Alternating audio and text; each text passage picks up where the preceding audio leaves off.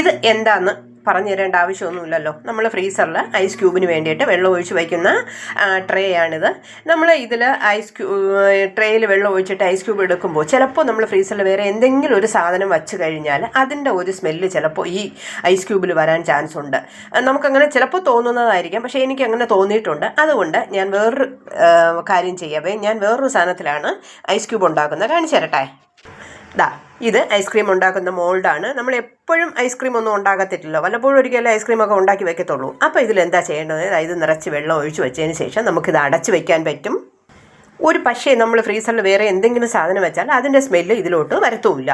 അപ്പോൾ ഇങ്ങനെ നമുക്ക് കൂടുതൽ നല്ല നീളത്തിനുള്ള ഐസ് കട്ടകൾ നമുക്ക് കിട്ടുകയും ചെയ്യും അല്ലേ. എന്തായാലും നല്ല പൊക്കമുള്ള ഇത് ഐസ് മോൾഡാണല്ലോ.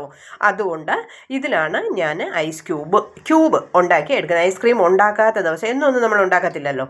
അപ്പോൾ നിങ്ങളും ഈ മോൾഡ് ഉണ്ടെന്നുണ്ടെങ്കിൽ ഇതിൽ ഐസ് ക്യൂബ് ഉണ്ടാക്കി എടുക്കണം. Okay, by.